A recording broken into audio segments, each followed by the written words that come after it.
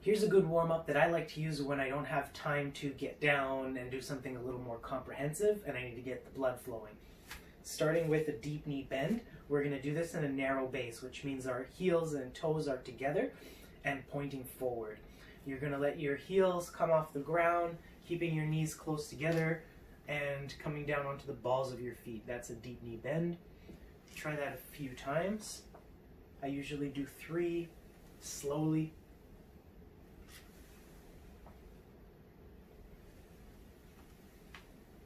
You want to make sure your knees are tracking your feet. So whatever direction your toes are pointing, your knees are going in the same direction. Next, I do it with a slightly different alignment. I have my toes pointing out and my heels are still together. So I'm letting my heels come up and my knees are tracking my toes, going in the same direction as the toes. It's a really important principle in maintaining proper alignment in movements to keep your knees and toes tracking one another.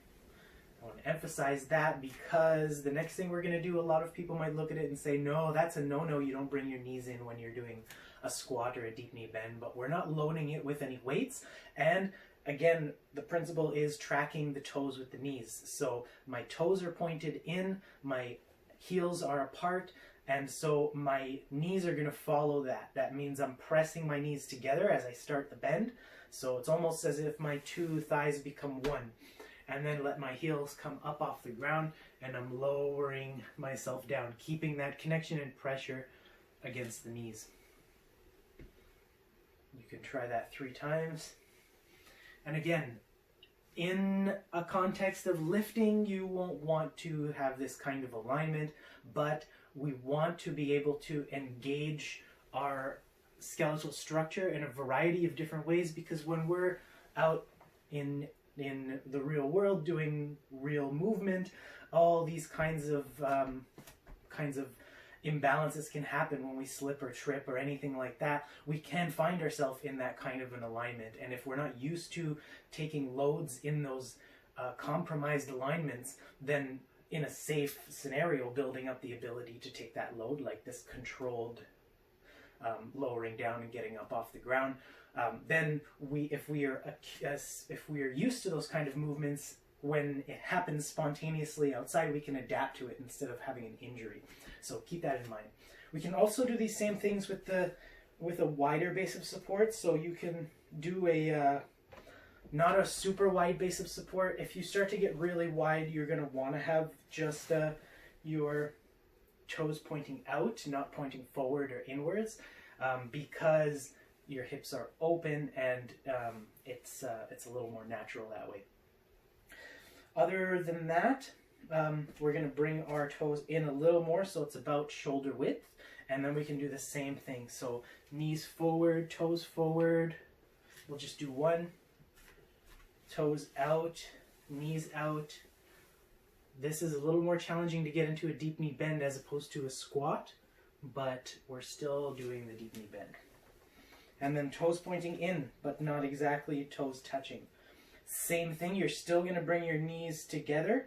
They're just going to connect a little bit lower in the deep knee bend. And then you're pressing them together as you go down, maintaining that tracking of the knees with the toes.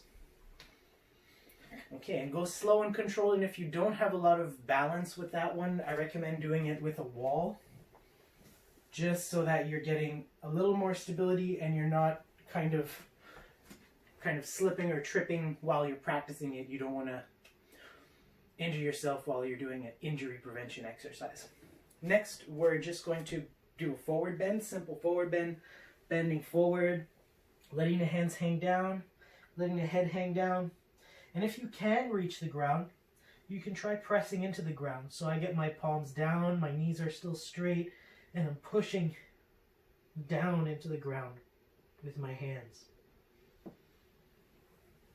If you can't do that, just let your hands hang down. You can also get a block or something a little bit elevated, a stool or something to push into with your hands, and just get the feeling of loading your upper body in that forward bended position. And then arms up overhead, so straight up, looking up and leaning back. You don't have to go as far back as I'm going. and then returning to your neutral position. Next, walking, marching in place, a few steps each side. I'm going to try to make it so as soon as your foot touches down, the other foot comes up. And try to land with your feet flat, whole sole at the same time. And then next, you can have your two fingers, grab them with the other hand, make a almost like a little basketball net with your arms, and then rotate.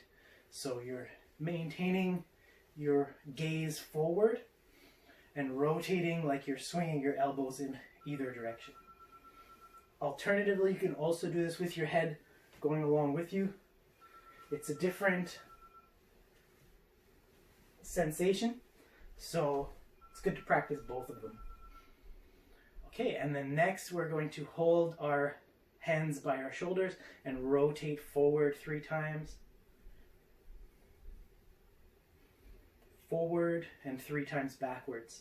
Try to make sure your fingers are touching as far back on your shoulder as possible to really get that external rotation of the glenohumeral joint so that you're counteracting some of the shoulder slump forward posture if you're spending a lot of time on your phone, in your car, or on your computer, or doing any of the other things that we do in modern society.